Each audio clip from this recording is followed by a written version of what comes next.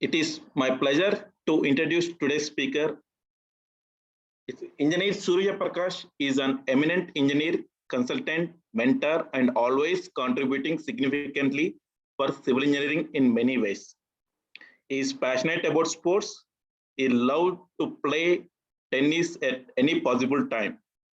Engineer Ponnada Surya Prakash is the founder director of Satyavani Projects and Consultants Private Limited, who is a postgraduate in structural engineering from IIT Madras.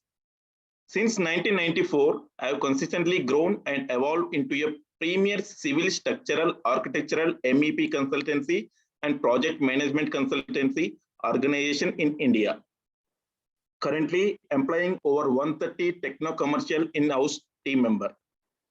Under his leadership, Satyavani Projects and Consultants Private Limited achieved distinction by offering engineering consultancy services to offshore clients for projects in USA and Middle East countries in proof of our commitment and quality. Foreign clients include USA, University of Virginia, Citibank, West Virginia University, UAE Garden Factory Dubai, Water and Electricity Department Abu Dhabi. He served as the president of ACCE India from 2013 to 15 and is a founding president of PSI since 2013. He was chief resource person for LEAP's lecture in 56 topics for Smart Infra EST. The Cobalt software developed by him won the ACCE CDC Best Software Award in 2007. He was the organizing secretary for WISE 2004. He organized workshops on PepsiCon 2013, 2014, 2015, A3CE 2010, and MECON 2007, EIA 2003, IS 456 New Vistas, Seismic Design of Buildings, IS 1996, and IS 1999. He was a member of the expert committee for categorization of seismic damage structures.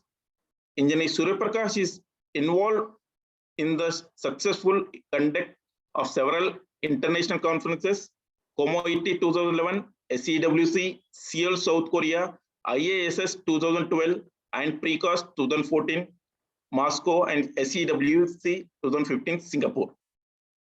His prestigious clients include Ministry of Defense, IL&FS, Tech Mahindra, GVK, GMR, BSNL, Idea, Airtel, Tata, Saket, Manjeera, Janapriya, Ashoka, and many more. Now, I would like to welcome to today's speaker, Engineer Ponnada Surya Prakash Garu, to deliver the today's speech. Thank you, sir. Thank you, Srinivas Garu. Now I request our Surya Prakash Garu to give his lecture. It is already 200 cross. Members are crossed 227, sir. It is a good lecture. Everything will enjoy, I think. Over to you, sir. Thank you very much, Engineer Krishna Reddy Garu, Chairman, ACC Hyderabad Center, and Kashiram Garu, Secretary, ACC, and Srinivas Jaishankar, and a battery of officials from Ultratech.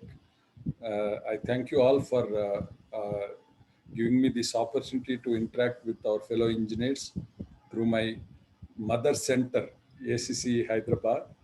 And if I have reached any position today, it is because of only our Hyderabad professionals, actually. Starting with our Guru, Krishnamurti Garu, founder chairman of Hyderabad Center. So with these few words of the background, I would like to start my presentation and lecture on the topic of the day, that is project delivery challenges. This is the topic of my interest now, after reaching this stage, crossing several hurdles in the consulting. And today, if any client approaches us, the consulting engineers, it is for the sake of getting their project done as per the intent and as per the design brief they want, in the time, with quality, and at the cost. So these are the main points today I'll be covering, with a few case studies, because if I give a theoretical talk, we are all consulting engineers or budding consultants here today. So I would like to share some of the experiences with the projects that we have handled and completed successfully. So the overview of my presentation today, any point? Is introduction to the topic and remarks and conclusion, and then case studies about three in very brief, three projects in brief I'll explain, and three projects in detail I'll explain. So this is my presentation today. So India is presently one of the fastest growing economies, as we all know, in the world. And housing for all by 2022 was a vision by the government to build more than 20 million houses way back in 2014 onwards. And so many engineers are working for making it happen. Engineers through the government services or through private services and through infra services. And so many of us are working on this massive mission, which is unmatched in the world, actually, 20 million houses. And in the context of project management, a specialized technique that ensures right planning, procurement, and complete monitoring of construction projects assumes paramount importance. So given the constraints of time and utmost need to complete the whole project within the budget and without compromising on quality, delivery of construction projects is a challenge in India. This is what my experience says in the last 35 years. So engineers leading in consulting and project management can deliver, actually. This is my point of presentation today. We engineers who have experience in consulting and project management can definitely deliver the projects if we are given the lead role in the projects. So that's where, that is the points I'll be covering with the examples of the projects where we as engineers could lead the project and deliver in time at the cost with the quality. So with this brief introduction to the topic, so the remarks and conclusions for this is project delivery comprises of all stages, namely concept. There is a concept by the government like housing, make it housing, or make in India, anything. It's a concept of employer or implementing authority. Then they will come up with the intent, design intent, that it should facilitate, we should build so many houses and the house should accommodate a small family. Like in Telangana, we have 2-bedroom housing. The Chief Minister of Telangana wanted 2 bedrooms minimum for lower income groups even. And then they prepare the detailed project report for such intent. And procurement is the next stage after the detailed project report. Procurement by appointing the contractors, appointing the consultants, and then appointing the implementing authority. And then decide the technology. What technology can deliver the intent of the project based on the DPR. So in the stage of DPR itself, we decide what technology and what method of procurement has to be done for the projects. Next, most important is the logistics. That is whether availability of materials, transportation of the material, availability of labor. We have seen how logistics could trouble the projects last year when the pandemic was there. When we had the workers, we could not do the project. And when we were ready to start the projects, workers were not available. So these are all the logistic problems and the process in construction and handing over of the project. So these are all the main stages of project delivery. So let us understand. So we will talk in each stage what is the project delivery. And the project management encompasses vital areas like offering right advice on optimum use of available funds. We should see that the cash flow is optimized. It's not that we spend a lot of money in the beginning and don't spend for some time and the project gets delayed and unnecessarily whatever fund deployed is unutilized. You know, that happened in many projects. That's why I'm mentioning this. Some of the projects, because of bad contracting or bad procurement, the spending of funds will not deliver the results actually. So we as project management consultant should advise on optimum implementation or use of available funds. And resources next, whether it is material, labor, or construction resources like shuttering, scaffolding, all that. Next is the project scheduling, adherence to timelines, quality, holistic contract management. That's a very, very important thing. That means we cannot just bring the contractor, give a schedule and give the material list or drawing and say my contract management is over. No, I'll explain this holistic contract management in one of the case studies in detail. And next is the cash flow management, and then compliance with the user requirements. That is whether it is the project specifications, quality, or project outcome. Next is the overall risk management. There are risks in every project. We all know there is a lot of research happening internationally also on this risk management. So what are the risks associated with the project? We should assess and have the mitigation plan for implementation. This also I'll be covering in my talk today in the end of the case studies. So employing the technique of good project management surely helps in tackling challenges and meeting the project delivery in all its inclusive sense. This is the conclusion of my presentation today. So let us get into the next stage of case studies.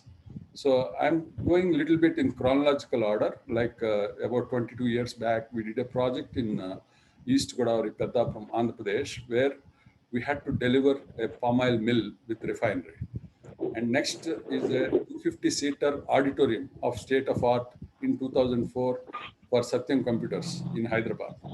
Next, we had to complete a IT park in a high-tech city. I request organizers to mute all the participants, please. Yeah, thank you. So IT park in a high-tech city area in Hyderabad in 2005, which we were to complete in 6 months' time. So these are the examples. So this is in brief, I will explain so that next stage we'll go into the detailed analysis of larger projects. So this is a project in 50 acres. We had to complete a palm oil mill right from raw material to oil refinery within 9 months, and we have completed 6 days ahead of schedule.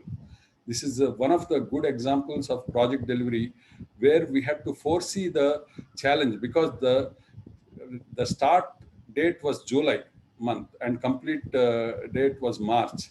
You can imagine July to October, it is the highest rainfall period in East Godavari. It's a coastal district. And so we had to foresee that there will be rainfall, and we had designed the stormwater drains to first we implemented the stormwater drains. And unfortunately that year, July month had the heaviest rainfall of 50 years actually. So still we could complete the project 6 days ahead of schedule. You may ask me how you saved 6 days. The reason was 6 days was kept for trial runs. And in the first run itself, we could get the product out. That's why we saved 6 days. And we received the incentive from the client. This is the project. And the main reason for being able to achieve the successful point was coordination with the 40 vendors. This is the project management principle actually. So when you conduct meetings on project actually, there should not be discussions, there should be decisions in the meeting.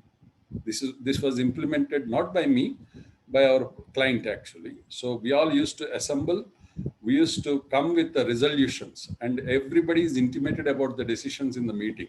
No discussion in the meeting, coordination meeting.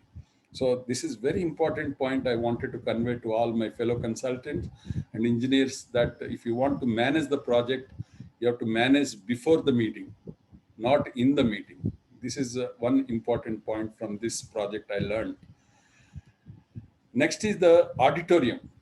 We had to complete this auditorium in Satyam Computers campus in Badurpalli in 60 days, exactly 60 days, from foundation to commissioning. That means on the 61st day, a conference was conducted in this auditorium with 250 people interacting with the entire world.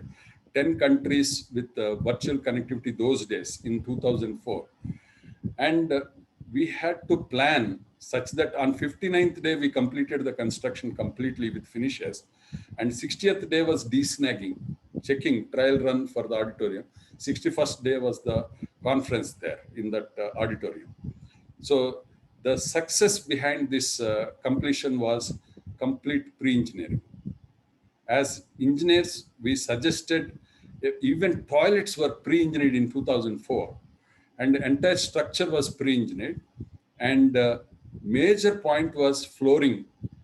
In auditorium, always the last activity is the flooring, you know. We complete the false ceiling with staging and all that. And we have time left for flooring. As per original schedule was 7 days.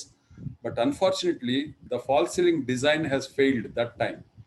So we had to extend the time for false ceiling by 7 days, but still we could crash our flooring work because we have foreseen that challenge, and we designed the flooring in pre-engineered, actually, steel and those days AAC panels. Probably the first time we used AAC panels as the flooring material in the false ceiling, because it's all dry work. They could put the carpet immediately after completion. So we saved the time in flooring work, though we lost the time due to bad false ceiling design. You know who designs false ceiling. Next is the IT Park High-Tech City. It is a Dell facility, actually. This project was 6 lakh square feet to be completed in 6 months during 2005. And the success behind this was, you know, Hyderabad High-Tech City is all with rock. And if we allow rock cutting to happen, time will not be in our control, because blasting is not permitted, and you're cutting of the rock. Those days we didn't have pulse plasma or diamond rope cutting kind of technologies those days. So we have foreseen that challenge, and we have suggested follow the profile of the ground and plan the floors. So we have planned split multi-level car park in the bottom levels. So we have used the ground profile without cutting the rock, and we have given the end design we had to complete in 15 days. So we made the architect sit in our office, and then we completed the coordination and all preparation of drawings for execution within 15 days. So that is how we could achieve a 6-month schedule of completion. Of course, I was not very happy because it was all cast in situ concrete. Those days we didn't have precast, and the client didn't want steel construction those days. Even today it's a challenge to implement steel. So we have implemented in situ concrete, where we had real challenges implementing in situ concrete, and we didn't have the form work to crash the schedule of concreting also. So this was the challenge, but still it was delivered with a little bit of sacrifice on quality, actually. We had to do a lot of retrofit on the quality aspects. So these are the 3 projects I wanted to share in brief. Next, I am going to into the detailed presentation of my talk today. The 3 projects that I have chosen to present and share with you all my experiences in implementing 3 projects. One in Bangalore, IT Park of 1.85 million square feet in 14 floors with 20 meters deep excavation in Bangalore. And it was completed in 30 months and 32 months schedule. And another project that I have chosen to present is 4,000 dwelling units in affordable housing, that is the Telangana's Dignity Homes, 2-bedroom housing at Dindigal, where we had implemented first time the technology neutral. That means 3 technologies in the same project. And we completed in 12 months time the 300 crore project at a cost of 1,285 rupees per square feet. So this is a challenge, and we had delivered this project by advising in the right manner, and I'll explain in detail about it. And next is another project that we have done in Arunachal Pradesh. You know the state of Arunachal Pradesh, how challenging it is with 6 months rainfall or snowfall, or combination of those 2. And then only 6 months window we have for execution of the project. And we had to implement in 7 different locations in the border of our country. And the most challenging approach to travel 200 kilometers, we used to take 10 hours journey. So that kind of location, we had planned and delivered the project in 2.5 years without much of cost escalation. This is another big thing. So these are the 3 projects I'll be sharing today with you in detail about how we handle these things. So the first example is case study 1.85 million square feet of IT office building in Bangalore to be completed in 30 months. So this is the one tower, and this is another tower.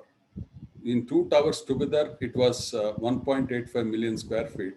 So both towers had 4 basements below and 10 floors above the ground. And the main challenge in this project was it's an operating campus. There were 2,000 IT professionals working in the same campus of 25 acres. So we had to go for deep excavation and rock cutting in such a challenging thing.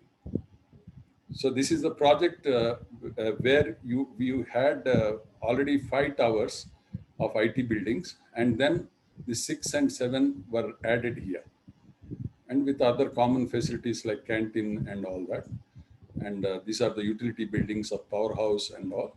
So fortunately, we were associated with all these 5 towers in the last before this project. And so we are also managing this project implementation. So Tech Mahindra is the client, and it's in Electronic City phase 2, 32 months for original scope of work. And that means staggered, 30 months staggered with 2 months, and started in 23rd January and completed in 30th September for original scope. And we completed in 31st December, including add-on scope. That means the scope was extended, and targeting USGBC gold rating and turnkey design build lump sum STPI project, and tower 6, 7, 8 with the DG chiller STP external development and gas insulated substation.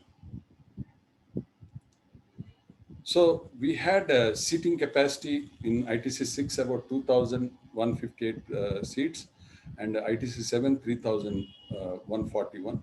And parking in ITC 6 we had 400, and 7 2,000. In 7 it was planned to have stacked parking actually. Each floor will have 2 stacked parking. And 32 labs, common and personalized gyms, and all these are the facilities required to be implemented in the project. And then excavation, major thing was excavation, more than 1.5 lakh cubic meters of hard rock excavation, and 31,484 cubic meters diamond rope cutting. You must be aware of diamond rope cutting. That is where you have already operating campus and a lot of safety issues are there. We cannot do the blasting in such circumstances. And it was a very hard rock, and we had to do diamond rope cutting. Next, the shoring scheme was a contiguous piling or secant piles or touch piles, and soil nailing combination. Wherever we had the varying soil strata, we had to go for soil nailing. And then wherever we had uniform soil strata, we have used contiguous piles. And depth of excavation, as mentioned, was 20 meters.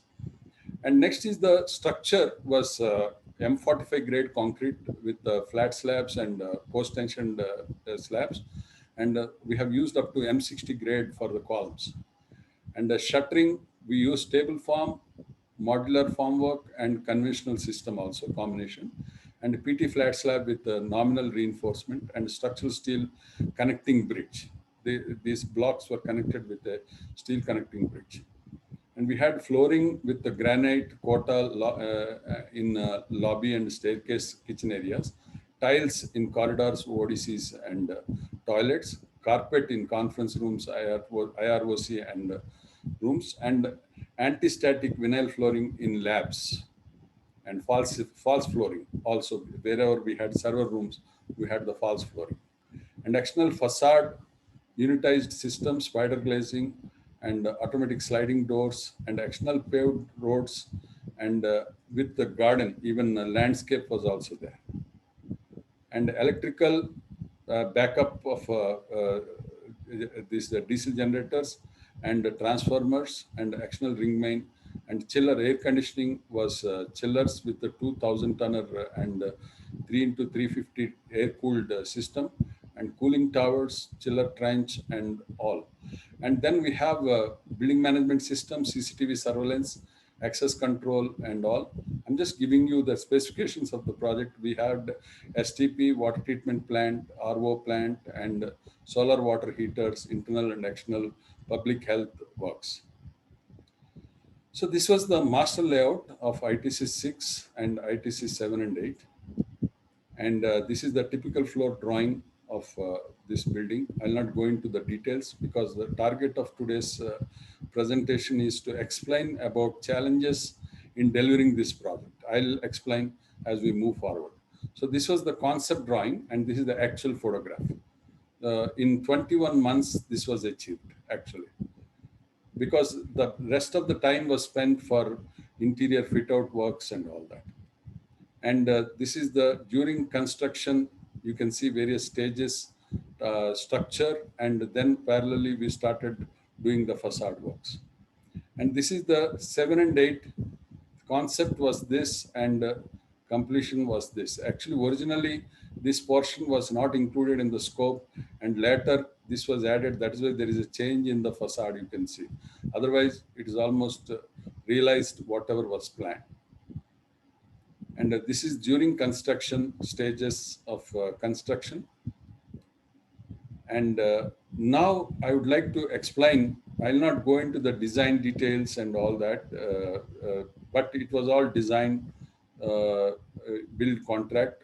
And this is the construction sequence. So here I would like to explain a little bit about what we have contributed. The client wanted to go for a design build contract with a preferred vendor concept. But as consultants, we said that if you go with the single vendor, the cost management will be very difficult. So we introduced the bidding process. So in the bidding process, we have allowed what you call technology neutral tendering. So we have got very good competitive quotes with which we could facilitate negotiation with the preferred vendor, and we could bring down the cost to the estimated budget actually.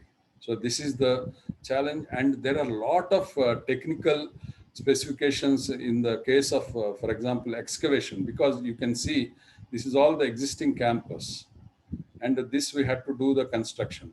So we have to barricade all this, at the same time maintain the safety for all the workers, employees in the existing facilities without disrupting their time schedules. So we had to plan excavation and sequencing of the project in such a way that it will not disturb the activity, existing activity. So we have done the value engineering studies before even calling for bids, with various options of precast, pre-engineered, and cost in situ and all that. And we had got the quotes for all the options, whether it is precast or pre-engineered. And finally, we also recommended the method of excavation and shore protection. And we have given in the design brief what are the methods of excavation to be followed in the design brief itself. So with this, we had first time in 2013, we started monitoring the project in WhatsApp itself. I saved that WhatsApp conversation. This project was to be implemented because again, the contractor decided to use the cast in situ concrete, but there were 2,000 people working round the clock in the project for all 30 months. So that's a big challenge actually, maintaining that level. And the site whole construction was stopped for only 2 occasions. 12 hours once for parliament elections in 2014, and another 12 hours for BBMP elections in Bangalore. These are the only 2 breaks for the project. Otherwise, project was running all 30 months with 2,000 people working round the corner. And there are no festivals, no Sundays for our people working. And we used to get the reports throughout the day in the day and night in the WhatsApp. So that is the challenge actually. But ultimately, project is delivered at the cost without, except for variation in the rock cutting. Because we had done 20 boreholes for this site, for example, for establishing the soil strata. But in spite of that, we could do the hard rock recoveries and RQDs. We have got about 80%, 85%. But when we did the actual excavation, it was so hard rock that we could get a safe bearing capacity of more than 300 tons. And some columns we have executed without the foundation footing actually. We have done the micropiling, like rebar rods are grouted directly into the rock. Rock capacity was so much. You can't make a concrete matching that strength actually. Then there is no point in cutting the rock and making the concrete footing, which is weaker than the rock. So we have done that first time, and we have done completed that thing because we saved a lot of time, because cutting in such a hard rock for footings is a very difficult thing. So these are all the technical challenges we have handled, and implementing touch piles. Another important thing we did in this project was complete monitoring, surveillance. That means we have installed the vibration sensors in the buildings around, and we monitored any disturbance to the buildings or people working there. And anytime we get a complaint, we go back to the sensor record in the building. So this kind of surveillance is very important.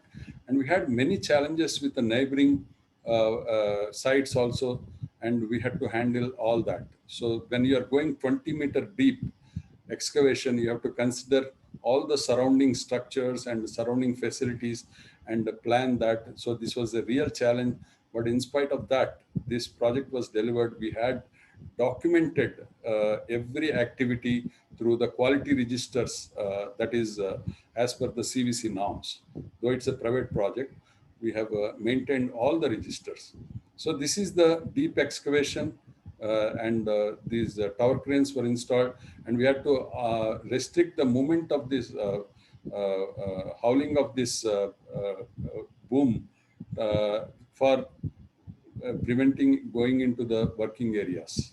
So we had to install, and boom placers were used for concreting, and soil nailing was done and here you can see it is all contiguous piling in this deep excavation, in this tower 6 actually. So this is the real photograph of contiguous piling for 20 meters deep with valors and anchoring behind. Here we had a uniform soil strata, so we could do it successfully with this contiguous piles. And this is the progress photographs of this is the progress plan. We did the first ITC 6 completion and then ITC 7 and 8 areas. So this is the progress with the boom placer in the building. Every day there used to be concreting, and batching plant was installed near the site only. And these are the DOCA formwork used in the project, and the stage 9 of the project.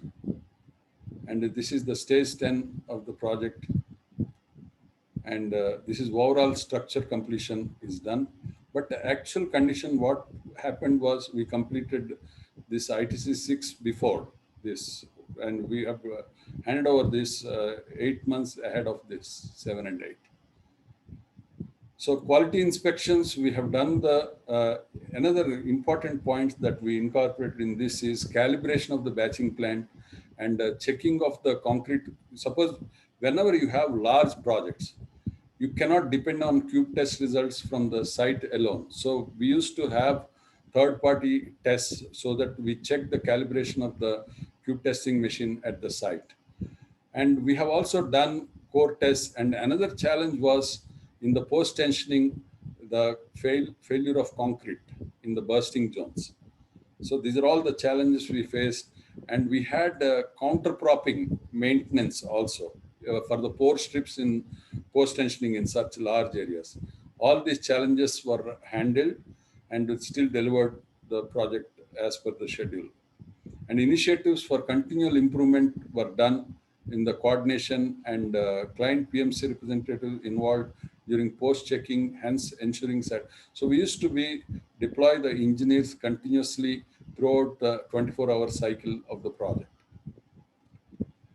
And initiatives for continual improvement were there for cut and bend reinforcement, for help and maintenance of good relation with all vendor partners and speedy approvals of materials. And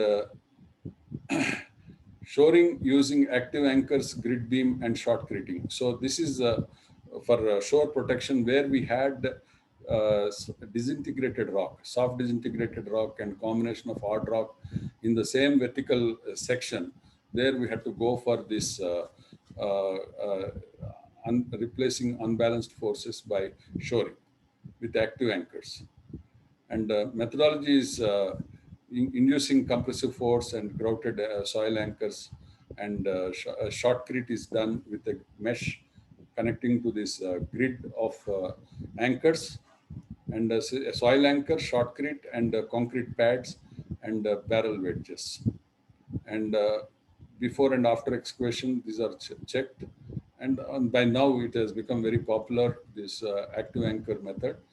And length of slope is 120 meters and slope height is 9 meters and slope angle is 80 degrees. So these are the anchors and these are the valors, and after the shotcrete, this is how it looked at the excavated surface. And benching, we had real problems of drainage leaking from the adjacent services, because it is very difficult to get the complete data of the pipelines, whether it is sewer lines or stormwater drains and all. So we had to sometimes handle at the site as the problem occurs. We could not foresee every problem, but they were not major. We could handle it. And another thing was waterproofing for the retaining wall. When you have a rock surface, we don't get enough working space to do the waterproofing on the positive side. So we had to do the blind side waterproofing. That means on the excavated rock, we had to do the membrane waterproofing and give the protective bubble sheet and then concrete the retaining walls.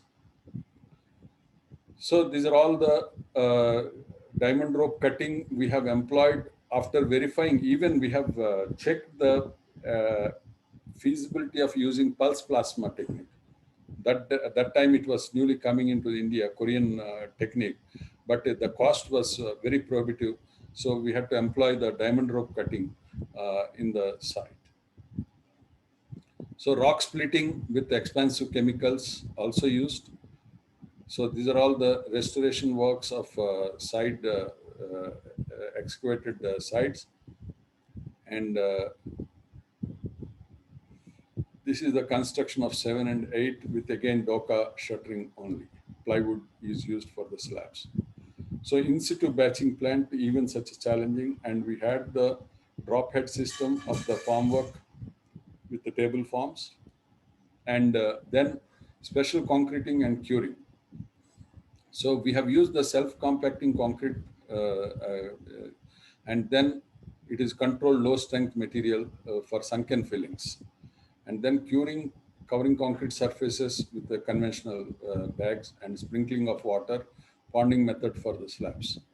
And EHS is a very strict implementation with the proper access staircases and working platforms for the casting of the columns and all that. And we had this batching plant and cranes at the site and earthwork machinery, earth hauling machinery. So this is about this project of 1.85 million square feet at a cost of about 800 crores. And it was completed within 30 months. So next case study is affordable housing project, which I was talking about, technology neutral. The Telangana government in 2017 has 16 to 17 invited a lot of tenders for constructing this two-bedroom housing. They have fixed the price. They have fixed the time, 12 months. and they wanted to deliver 1 lakh houses in the Hyderabad city. And we all know Hyderabad city, we have an average of 2 lakh houses constructed every year. They're all, of course, bigger houses, 1,000 square feet average construction. But this 1 lakh houses are 560 square feet average constructed area. So you can imagine when there is a sudden spurt in the demand by 50%, you can imagine what will happen to the material prices, labor availability, and all that. So I have suggested to my client contractor that we should go for technology neutral tender. Means we should submit alternative technologies so that within the same site we can mitigate the risk of cost escalation for the materials, and also meeting the timelines, because availability of skilled workers is a big challenge.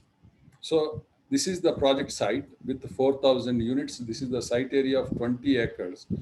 And within this, we have planned 3 technologies. You can see this brown color is all conventional blocks, which are about 15 blocks. And this green color is all in shear wall construction we proposed using My1. That is 8 blocks are planned. And all these blue blocks are in precast actually. So we have estimated for completing this project in 12 months, we require 4,000 workers actually to complete this project in 12 months. So for creating a labor camp of 4,000 workers, you need 30 acres actually, whereas project site is 20 acres. So what we did is, by mixing these 3 technologies in the same project, we could bring down the labor requirement to 2,000. And also the working capital requirement for the contractor. For a 300 crore project to complete in 12 months, you need a working capital of 100 crores, which is about 33%.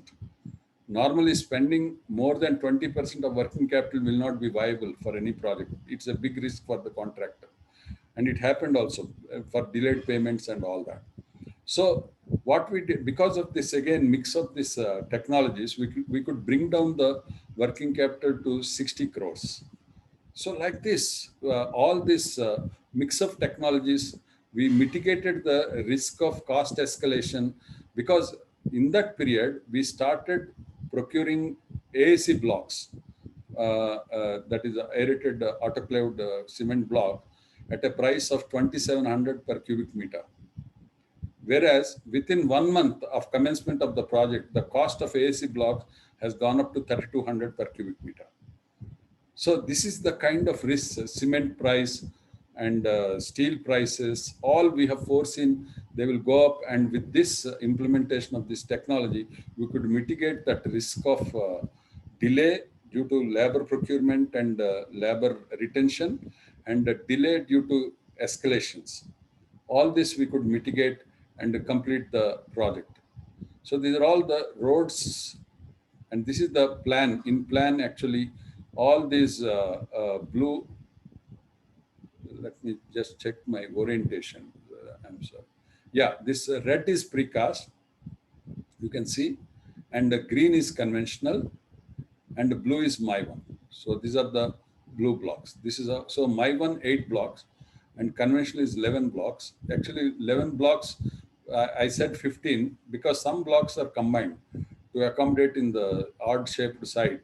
So the block number has come down, but original blocks are 15 only. And the precast is 13, where we had 1 combined block. So you can see this is a combined block. 2 blocks are combined. So this is the photograph during construction. Some blocks are completed and some blocks in progress. You can see this is the precast block.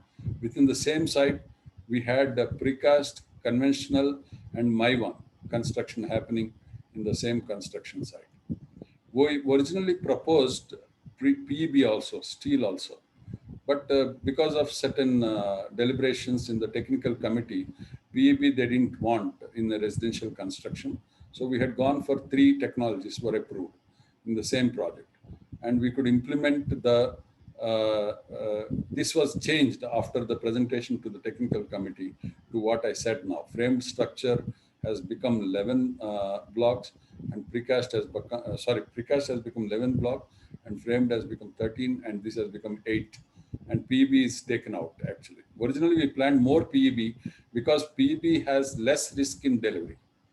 So combination of the technologies within the same project site has helped us mitigate the risk of cost escalations, risk of labor procurement, and risk of quality assurance. So this is the presentation we made showing the challenges in conventional construction and framed structure with the ASC block, and how precast will be so simple without any safety issues. And then construction management planning, technology neutral tender, cost and time fixed. So we said when everything is fixed, you have to give one opening for the contractor, that is technology. And we have implemented that. So we have done the risk mitigation by multiple technologies in one project, and risk of liquidated LD clause was distributed and minimized because of the 3 technologies. And technology enables handling sudden rise in demand. This is what we did.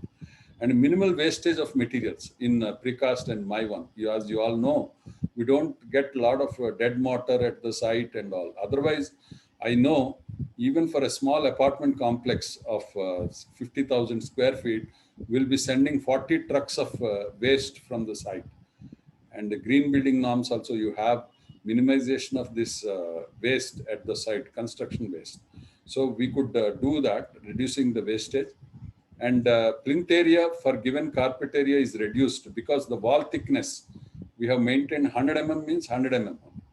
160 mm means 160 mm. For a 2 stills and 9 floor building, all external walls we designed with 160 mm, and internal walls we designed with 100 mm. And we got better aesthetics and quality assurance we could achieve easily, and fixed wall thickness, and can reduce land requirement for DUs. This also we worked, and reduced the number of activities, minimizing critical path. This is another major advantage in scheduling actually. We otherwise, typically, you know, in a conventional construction, we have 2,000 to 3,000 activities. And we have brought down this 2,000 to 3,000 activities to 1,500 activities. And discipline in planning and engineering, and perfect for joinery fixing. This is another big challenge we have in conventional because of the tolerances we have in brickwork and plastering both. The size of the opening for fixing of the windows or doors is a big challenge. Whereas in My1 as well as precast, we have the template perfectly, and we achieve tolerance of 1 mm to 2 mm. So fixing of the door frames and windows is much easier. We save a lot of time. So this is the save time 55% because of the reduced activities and all that. So this is a typical conventional site, and this is the precast site. We will have very clean and safe environment. And we have used the hollow core slabs and the wall panels, large wall panel for the precast construction. And this is the load bearing precast wall and hollow core slab. This is the concept actually what we presented. And this is the plan of the structure. So we have combined 2 units and made one hollow core wall, solid wall panels on both the sides. And for entire flat, we had 1 hollow core, 7-meter span. So this is the typical framing plan of the structure. This is the location of staircase and lift, 2 staircases and 2 lifts. And including the lift cost and all, we could do it in that cost given. So this is the typical structural module actually. So finally, we reduced the precast wall thickness, though we considered originally 200. And so this is the structural wall, and this is the hollow core spanning. So this is the shear wall and slab technology. So the challenge is we had this 16700 code. This comes under high-rise construction, and the client requirement is a stilt floor. Below bottom 2 floors are parking floors. So we had to maintain the stiffness, uniformity of the stiffness with this wall structure, and walls you cannot take down. So that's how we had to arrive at the structural. Here you can see You have the columns in the stilt for parking. Of course, this is not the our building, but I'm showing for the challenge to maintain the stiffness, and we didn't want to go for transfer floors and all. So then we have proposed the shear wall, and the positioning and location of the shear walls we maintained for achieving that difference of 20% in the stiffness. And we have achieved and got the design approved. And this is the project floor plan in shear wall actually. So in shear wall, we have used this rib to reduce the slab thickness. This we had to fight to get the approval structurally because it's a T-beam action. Below, we were using AAC block for partition, but structurally we have used, we didn't cast any lintel at the lintel level. So the rib thickness was 100 mm and the height of rib is about 600, 750 mm. So that we got the approval. So this is the typical module in shear wall system. So this is all cast in situ concrete with the slab, and this rib also is casted along with the slab. So this is the typical detailing of the openings for the window and doors in the shear wall. And so we could deliver the project within the time. The success of this, I want to tell you, the contractor was very hesitant when we proposed these three technologies because it was not adopted anywhere. And after completion of this project, when we referred another project to the contractor, he asked me, can I use three technologies in that project? So after completion of this, he tasted the success of this mix of this technology. Of course, we cannot propose this in every project of this size, but here our solution worked well. So in the similar projects of affordable housing, we can always adopt this. Next is the case study 3. Is as I said, advanced landing grounds in Arunachal Pradesh. These are the runway project, and the project cost is 900 crores to be completed in 2.5 years in locations like this, where there is no rail and we had the restriction of culvert capacities of 5 tons limit on the vehicle load. So we had to transport even batching plant or hot mix plants in a knockdown condition. And there are no proper bridges. Sometimes we have to cross these streams to carry the materials. And this kind of project we have planned and we presented to the client that though there are 7 different locations, we were against making multiple contracts in the same project because we are the consultants for all 7 ALGs. So we have proposed a single contract for all 7 ALGs. That made it work actually. So this is the location of the projects. For all these locations, we propose single contract and we propose single fabrication yard, and then we proposed steel structures wherever possible, and we have implemented this project. It's a combination of buildings and runways, roads, water supply, power, greenfield project. So it was a real challenging one. And this is the initial drawing we made. This is the Google map. From that map, we had to plan. You can see the existing township there around. And it was all challenging to even getting the land acquired, sometimes due to some encroachments, was also a challenge. So in this, this is another location where again you had the city developed and we had to develop the runway, and we had to meet the challenges of stormwater, sewage, and drinking water and all that. So this is another location. You can see it is a very thrown out location close to border of our country. And this is the runway planned in a, and these are all the other facilities like accommodation and all that. And this is another location again in the township of Mechuka. And this is Walang, again, very thrown out location. We had to do it in the hilly terrains near the streams, and we had to do the survey and soil investigation when there is a snowfall. In January, they have handed over the site, and January is one of the sites, Tawang, is minus 30 degrees temperature, lowest temperature, and the day temperature is minus 5 degrees in winter.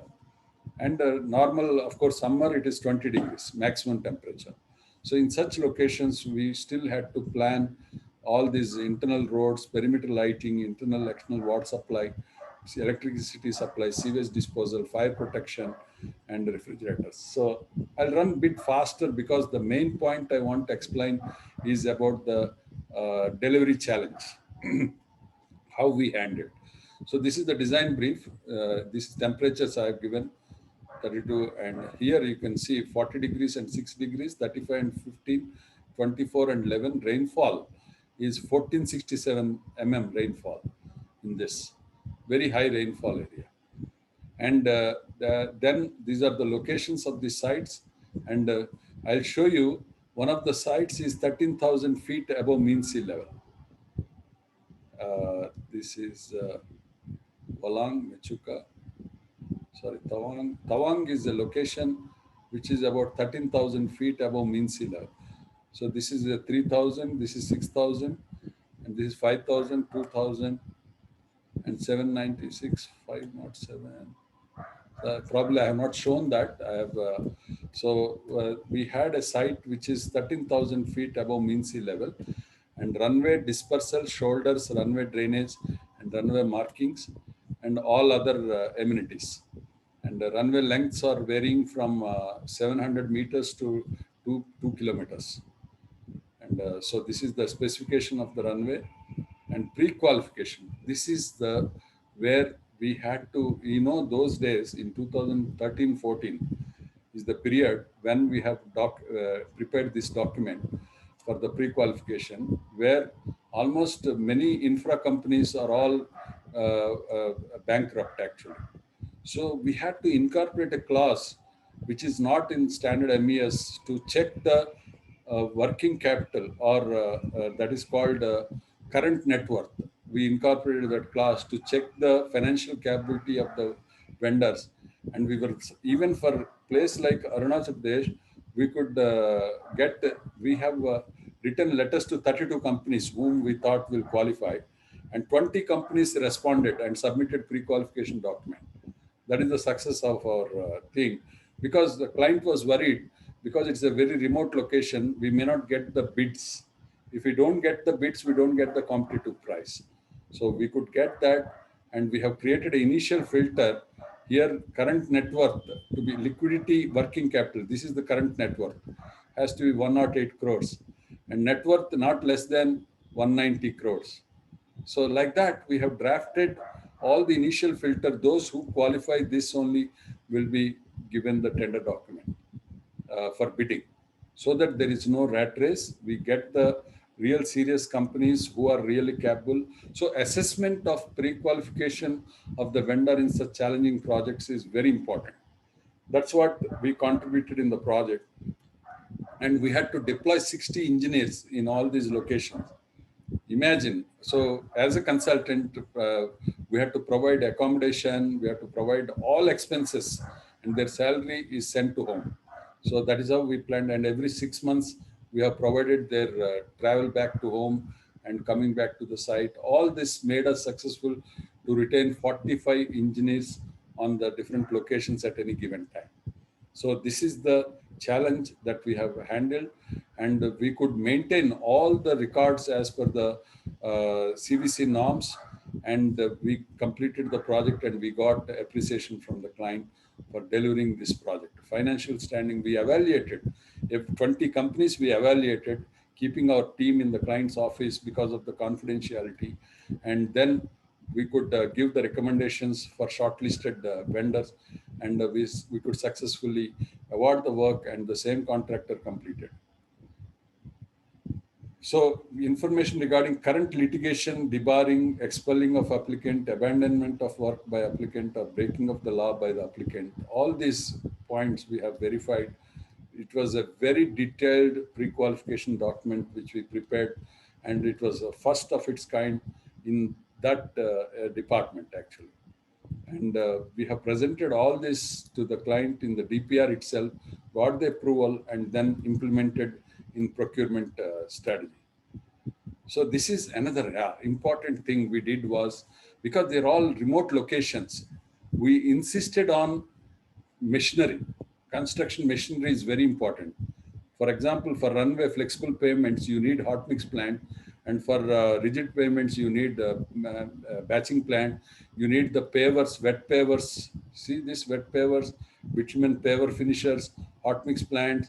All this we have specified the equipment, and we shortlisted the contractors who have this equipment. Tippers, vibratory rollers, crushers, diesel tankers, a fleet of lorries, tippers, and automatic batching plants, and bitumen pressure distributors, petrol diesel core cutting machines. Because power was not available in those sites, there was no communication. We had to set up a satellite link for VSAT actually for communication in these sites. Mobile doesn't work. You don't get TV there, no power. So we have drafted, after studying in the reconnaissance survey, we drafted all the specifications of the machinery, and with which, because of which, actually, first time the mobilization advance, we have split into two parts. One is mobilizing the equipment, and another is commissioning the equipment. In two stages only we paid the mobilization advance, because here the success of the project lies in mobilizing the machinery, which is estimated to be required for completion. And we estimated this machinery based on the quantities to be done, completed in the time given. So this is the list of key equipment machinery formats we have given. And then this is the site 3D views of the various buildings which are located here. And every location we had ATC, air traffic control. And this is the Google view. And this is the completed photograph of one of the runways. And this runway, though it was designed for AN-32 aircraft, the Sukhoi has landed here. And we were very happy that we could give Arunachal Pradesh first runway which could take Sukhoi to land. So these are the photographs of the after completion from the air. This is another runway, rigid pavement and flexible pavement and dispersal. And this is a photograph from the ground, another runway. And this is the highest, another very remote location runway. So the concepts are preferred vendor, technology neutral is one. Design build, this is for case one. Design build lump sum basis was awarded, and we could manage the control the cost. Introduced competition, as I mentioned, achieved the best price and timely completion despite site constraint and deep excavation with many challenges. So this is one project delivered, as I explained. And case two is the low cost, fast track, technology neutral, and design build lump sum basis, and introduced three technologies in the same project and achieved low labor deployment, low risk, and reduced working capital, and achieved 4-day cycle in ready-mix concrete buildings. That means, rigid monolithic construction. Rigid monolithic construction, that is my one, 4-day cycle. And we have completed last 4 blocks in this project where site was handed over late in precast. Because of the precast, we could complete in 4 months. 11-story building completed in 4 months for the 4 blocks. So this is the project delivery done with the planning before. And next is the access, logistics, and restricted areas. This is Arunachal Pradesh. And this is a 900 crore project. And this is a 300 crore project. And this is 800 crore project. And introduced stringent pre-qualification while maintaining the competition. And plant and machinery, net worth, liquidity, similar work experience. This was the main essence of our pre-qualification, and achieved timely completion within the cost. This is the thing, and delivered project against all the odds we had, and combined packages to attract capable vendors. This is the main crux of our delivery. As I said, 7 projects, instead of making 7 contracts, we made a single contract. Though there was a risk of not getting competition, we could create the competition. So this is about my presentation on project delivery. And I thought I'll give time for questions, and organizers can take the questions from the chat box or open the audio for participants to ask any questions. So I thank ACC Hyderabad, my friends, for giving me this opportunity to share this. In fact, this is part of presentation I made in Structural Engineers World Congress in Istanbul in 2019. So I extended that presentation and made it here. There I could not get this much of time to present this concept. In fact, each case study can take 2 to 3 hours if I explain in detail with all the drawings and with all the stage by stage how we have passed through. We can give, but still I thought I made justice to the opportunity given, and thank you all. Now I can take questions, sir. Thank you, sir. Thank you, Suryaprakash Garu. Thank you for your wonderful experience and sharing with us. Now I request our Ultratech team, please take the questions and forward to our Suryaprakash sir. Yes, sir. Sir, good evening, sir. This is Srinivas from Ultratech. Good evening. Sir, I request you to please take some rest, sir, because as rainfall is in Hyderabad, have started. The rainfall of question also started in our chat box. Now. So I doubt that it will take a lot of time. So I'll just concise in a 2-3 questions in a one question, and we can go ahead, sir. Yeah, And other also will take some live questions also after this questionnaire. okay. And any question that is not unanswered will definitely send to Suryaprakash sir, and he will also revert back in a mail and will send forward to you, sir. Yeah. So first question is that, sir, why do you implement different construction techniques in a mass residential construction? Instead, we can go with one construction technique. This is with by Mr. Nitish Reddy Garu. He has asked one question, sir. Yeah, that's the main. I have explained in the case study. Because as part of risk mitigation, when time and cost are fixed, the only option we have is to change the technology. And I explained, if I had really gone for single technology of conventional or precast, I could not have completed the project on time, and my cost would have gone up. And that is the risk we have perceived and implemented the 3 technologies in the same site, and it proved successful. And contractor was also happy end of the project. That's very important. Sir, one more question from Mr. Moksha. While construction, did you face any column dislocations? And what are the remedies carried for a column dislocation, sir?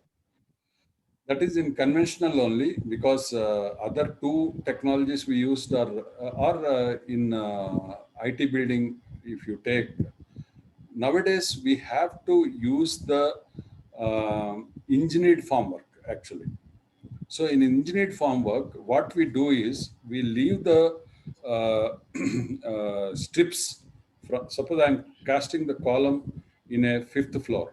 So I leave the strips through the slab for the next floor, so that when I put the column box up the next floor, I don't use the starter actually. I have done this in 2004-5 also in projects in Hyderabad. I'm against using starters because 75 mm thick concreting without using flow mix or micro concrete is very difficult to achieve the target strength. So you always design the formwork such that you'll be able to keep the formwork in position by giving the insert flats from the below floor, and after casting you remove these inserts and use it for the next level.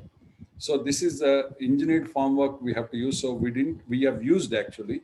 So there is no column dislocation in such projects. Even in small residential projects, it is worth using these column strips as engineered formwork, so that you will be able to maintain the column verticality, and you can avoid the starters. I'm sure if you visit the sites where starters are used, you will have a lot of honeycombs in the bottom portion of the columns because of the starter and joint. So please design the formwork without starters. Yes, sir. One question from Mr. Radha Krishnan. Instead of rock cutting, anchoring with rods could be another choice, sir. And during your presentation, I think yeah, we did that. I explained also in the foundation, we have not cut the rock for the footings. Here we had to cut the rock for the sake of parking. Unfortunately, those days we didn't have recently the fire NBC is revised, maintaining the setback for the car parking above ground. This is after 2016 revision actually. But before that, we had to go below ground, because if you increase the height of the building, your setback will increase and your footprint of the building will reduce. So we had to go for parking below ground only. So in that case, we have to cut the rock. But for foundations, we didn't cut the rock. As I explained, we have anchored the direct column rods into the rock like micropiles, and we have implemented successfully. Sir, one more question actually. What was the floor to floor concrete cycle 12 to 14 days? This is a question asked by, again, by Mr. Radhakrishnan. For conventional construction, He has not mentioned, sir. Yeah. You can take it for a convention. yeah, in a conventional construction, as per code, it is 14 days. But the same code also allows you, when the span is less than 4.5 meters, you can strip the formwork in 3 days, and you can keep the props in position without dislocating the props. So we crash the cycle times by using the formwork with the extra set of props. And then with the prop in position, we strip the slabs. In fact, in some projects, we stripped in 24 hours also. Slab shuttering with prop in position. And then we put the extra props for the next level, and we achieved a 4-day cycle while not sacrificing the caudal provision. That's why I said counter props, maintaining the counter props. Sometimes you will have counter props for 3 floors also, 4 floors also. But maintaining the counter props is a big challenge, because night times, these workers, when they don't find props, they will take these counter props and use it. That will cause accidents also. So we have to be very careful. But with extra set of props, we can crash the 14-day cycle to 4 days. Sir, one more question, an interesting question by young engineer Abhijit. Any lean construction tools used, such as last planner, applied during the project?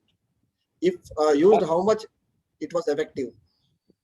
Yeah, lean construction is nothing but fastest communication and with less fat, actually. Fast communication with less fat, and crashed construction schedules without any possible delays, and parallel construction schedules, all are adopted. But we didn't use the software of lean construction. But we have, I can say it is almost like lean construction with the reduced number of activities in the construction, and with the connected activities without slack in the schedules. That's how we Yes. could achieve the timelines. Sir, question by Mohammed Omar. Sir, what are the most suitable precast method in building construction? Actually, there is no unique system. We have multiple technologies in precast also. So depending on the project size, depending on the project cost, and the time available, size, time, cost available, we decide the technology. There are multiple technologies. You can see in my YouTube, I explained this in one of the TV interviews actually regarding the construction technologies, or my lecture also is there in precast. So you can see that. So there are multiple technologies, and we decide the technology based on the project size, cost, and time available. Thank you. Sir, one more question, sir. We'll take it, sir, from Lalit Balhar. In HMC construction of 2 BHK, does cost differ between precast shear wall blocks and conventional blocks? That is the beauty of Does it. precast? Yes, sir. Sir, I'll just continue, sir. And does precast block was much costly? No. We, in fact, completed all 3 technologies at the same cost. In fact, we struggled to match the cost because as per SSR, standard schedule of rates, they give little higher rates in some items. So, in fact, we were asked by the commissioner that time when we presented, in fact, precast was coming theoretically higher, but practically we could do it in the same cost. But when it is coming higher, they asked, are you a fool? You are presenting a cost higher than my contract value, and still you want to do it? Then I explained, because I can't say it will cost less, because that is the problem. So I explained saying that instead of losing 5% in liquidated damages, I spent 5% before only and save liquidated damages. He was very happy actually with my answer, and they have accepted, but actual cost was not exceeding. Yes, sir. Thank you, sir. One more question, sir. Actually, how we can reduce more wastage of buildings?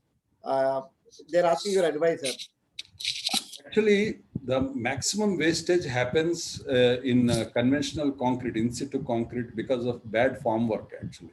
So we should insist in every project more engineering, more engineered formwork, and more reduced activities like plastering. And because brickwork, suppose brick you use is clay brick, the tolerance is 10 mm. So your thickness of the mortar will change. Mostly I see slab levels because of the tolerance of 10 mm. People use 50 mm, 60 mm bedding mortar for flooring. In fact, why don't you use adhesive by maintaining the slab level perfectly? So these are all, that is our contribution as engineers. We can minimize the wastage by doing pre-engineering, more of pre-engineering. In fact, in this project, by implementing rigid monolithic construction and by implementing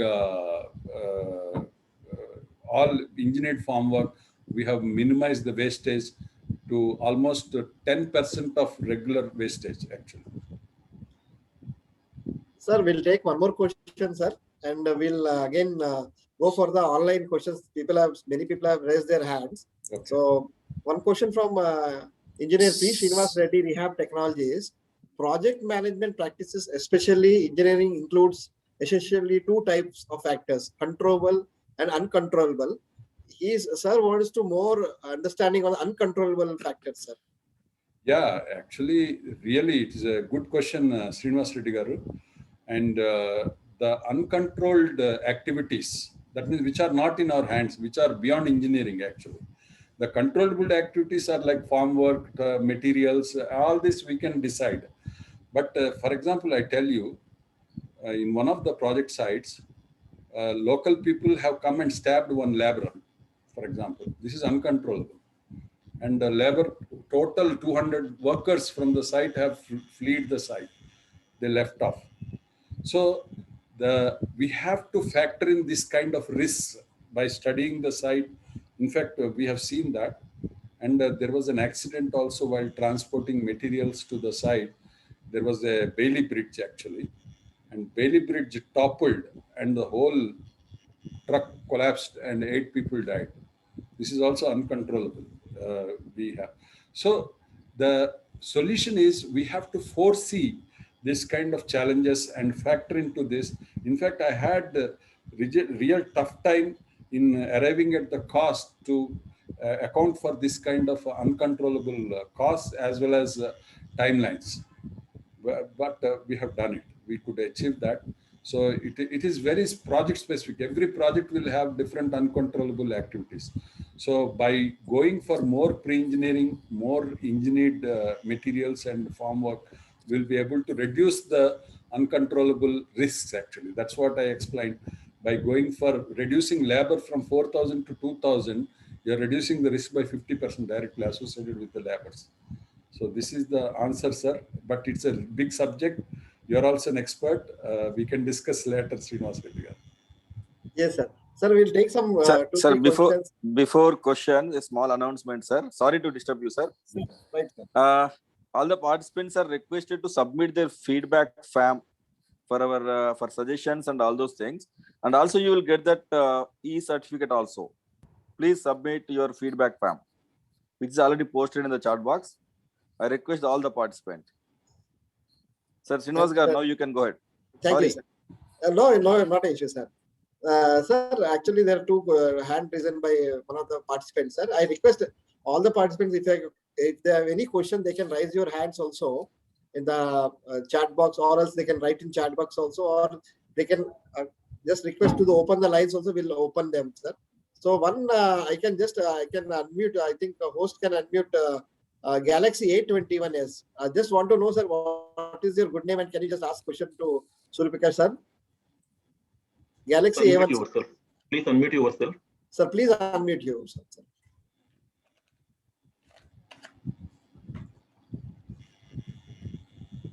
Okay, sir. We'll also, I request now Mr. Ishwar Ambati to unmute yourself and ask your question, sir. Good evening, sir. Ishwar here, sir. Actually, sir, Yeah.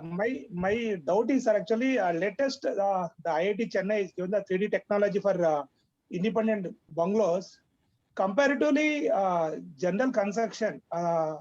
So it is a useful to the market, sir. The public can accept the technology, sir. That's my question. No. Actually, 3D. You are talking about 3D printing or? 3D bungalows, sir. Actually, 3D technology. Yeah, 3D printing. That's means. Mm.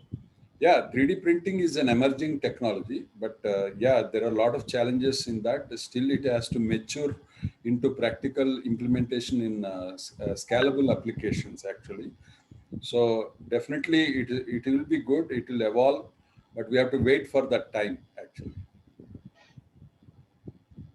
Yes, sir. Sir, one Like question. 10, 15 years back, if we had talked about precast, it was theoretical. But today we are able to implement many projects. Clients are asking us. Similarly, 3D printing also will evolve. It will mature over a period, but it will take some time. Yes, sir. Sir, one question from Mr. Sri Ramesh. For Bengaluru project, which type of water treatment adopted for retaining walls, sir?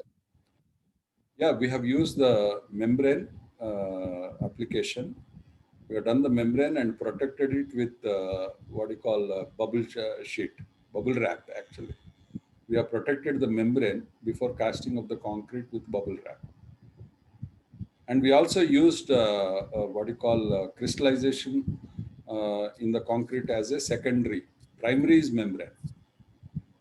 By crystallization, we reduce the porosity in the concrete. That was used as an admixture in the concrete, and membrane on the positive side is the primary waterproofing system, actually. Yes, sir. Yes, sir. Sir, any questions from audience, sir? Meanwhile, we'll also compile some questions because it is downpouring of the questions, sir. So what I'm trying to do is 2-3 questions. I'm making one question and I'm asking, sir. Sir, one question, sir, from why don't we follow the U-boot beton technology for the large area construction? I'm sorry, actually, I'm unaware of this U-boot. Beton is concrete, I know. Yes, what sir. is U-boot? Can you explain, please? Karimullah. Yes, sir. Some maybe. Yes. Mr. Sheikh Karimullah, are you there, sir? I'm Yeah. sorry Sir, we'll go for about my ignorance about this U-boot. Yes, sir. Yes, sir. Sir, good evening, sir. Yeah. Yes, sir. U-boot is a type of shell, sir. It is provided in the slabs. Oh, shell. Yeah, U-boot shells. Actually, it is used in Hyderabad itself. For example, in MIG Kamareddy construction College. in Ramchandrapuram, BHL. Yes, sir. It is only one construction, sir. Why don't we follow for these type of technologies in this country? Have you visited MIG anytime? Because I have visited. There are some problems in that, actually. Yes, sir. In Italy, the different countries are like follow these type of technologies, sir. So why we don't follow? U-boot is almost like waffle. They have used the channels on a masonry construction with a less thickness of the concrete, but modifications were very challenging. Sir, one technical, this is not technical question, sir. It is a one difficult question for you, sir. I think you can handle. Are you a born civil engineer or a made civil engineer? How do you gain so much knowledge, sir? This is the question. Keep working. Keep working. That's it. Yes, sir. Keep working and work Surya to learn. Prakash, sorry, civil engineer Ocean. No. You should always work to learn, not work to earn. So this is my So thing. actually, this is yes, sir. Yes, sir. I choose Yes, sir. projects to learn. Actually, I am not after volumes of projects. I always go for technology project. Yes. In fact, because you asked me, I want to share with you. When I started my consultancy in Hyderabad, we had very senior consultants and all, but I am the first person to have a plotter in my office. So Yes. I didn't have a drafting board in my office. That's how I started. And when I got my first project from L&T for design of transmission towers, instead of doing it manually, 1 week I spent 24 hours a day to develop a software for design of towers, and I delivered the project in 1 day. I'm talking in 94. So this is the attitude actually. We have to, and I'm telling you, last 7 years, I've been looking for affordable housing projects as a challenge. I want to do affordable housing projects in large volume, and I'm working and I'm learning a lot through that. So that is the way you have to learn actually. So my suggestion to all young engineers is keep the motto of learning. Don't worry about earning. Earning comes if you learn and if you share your knowledge automatically. Yes, sir. Nicely said, sir. It's a nice message from your side, sir. Sir, one engineer, Imtiaz, is asking, sir, what is your opinion on BIM technology in construction project? Yeah, actually, BIM we have been using since 2013 in our office. And BIM is a very advantageous thing in our construction. In fact, we have done it in our projects. Though I didn't, in fact, in that IT park building, we have used BIM. And because of the BIM, you will save a lot of time in site handling because you can reduce all the clashes due to various coordination between the services and structure and finishes. So BIM is very advantageous. And if you use BIM in construction planning also, it will be very advantageous. So we have to use BIM. Yes, sir. Sir, in the interest of time, sir, with permission, I'll take 2 more questions, sir, and then we can wind up, sir, because there is so much already 2-3 formalities to be done as per the professional body, sir. Sir, one question by Mohammed Abdul, sir. How effective is to use steel structure for residential buildings? In fact, I didn't show here, but there is a 13-storied residential building constructed in Jammu and Kashmir in steel, complete steel with LGS. And Jindal Steel has done in Bilaspur all the quarters of their employees in light gauge steel. And they're all existing. And abroad, you know, in US and European countries, you have a lot of housing in pre-engineered steel structures. But unfortunately, in India, we still have to come out of that mental block of driving a nail into the wall. So we have driven the nail into our mind to drive nail into the wall. So that is why we are not able to push through acceptance of the end users. We have changed our living style a lot in the last 3 decades, but still people have to accept not to use nails in the house. Even for concrete walls, we got resistance. Even for AAC blocks, we got resistance. And we have explained, slowly we have to graduate to that level of accepting pre-engineered steel structures for residential. It will be very advantageous, according to me. One more factor may be the temperature also. The Indian, many places are very hot. That could be also one reason. No, temperature we can handle with insulated panels, sir. Though structure is steel, we can have external panels in insulation, actually, with insulated panels.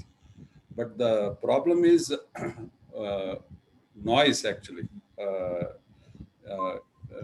If we use concrete in the floor, then it is okay in the structures, and we can have concrete panels for partition. Structure alone we can have in steel, but still people have concerns about fire safety and corrosion. But with proper engineering, we can handle those also. Sir, one last question from Ultratech, sir. What is your message on the rightly pandemic now we are facing? And especially in concern with the individual house builders now, they are facing a lot of problem for construction material, getting the materials. So is there any other solution so that they can complete the project within the time and without wasting any materials? In fact, here I have to tell you, Srinivas, about my dream. People should be able to order their house on Amazon. And companies like Ultratech should come up with solution for that. And I'm here to work for it. So yeah, you should have, you just on Amazon, pay with your credit card 30% of the money. And when your house comes, pay the balance. And the cost of house should be 3 lakhs, 2 lakhs, 2.5 lakhs like that. It should be possible. Yeah, thanks, sir. We are experimenting that in one of our ready-mix concrete plant in RMC, where a 3D precast house can be built with all the fittings and can be transported and erected on foundations. That's really good. I am waiting to see that dream happen. Yes, sir. Sir, there are many questions, sir. I'll send you by mail, sir. You can answer and we'll read back. Over to you, Kashiram, sir. Sir, that's it from our side, sir.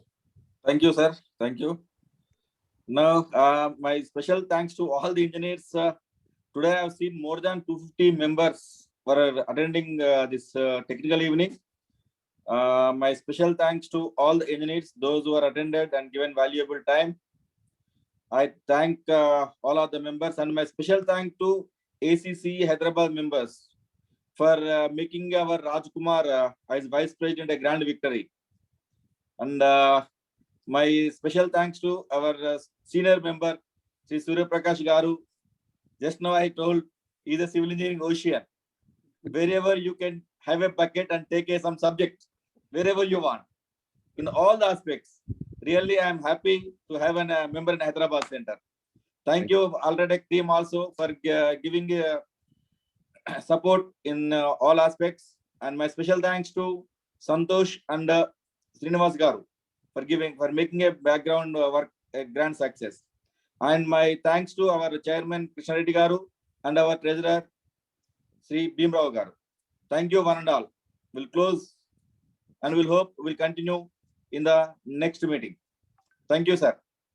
Thank you. Bye. Yes, sir. Good night to all, sir. Okay, good night. Bye. Stay safe and stay at home, sir. Thank you, sir.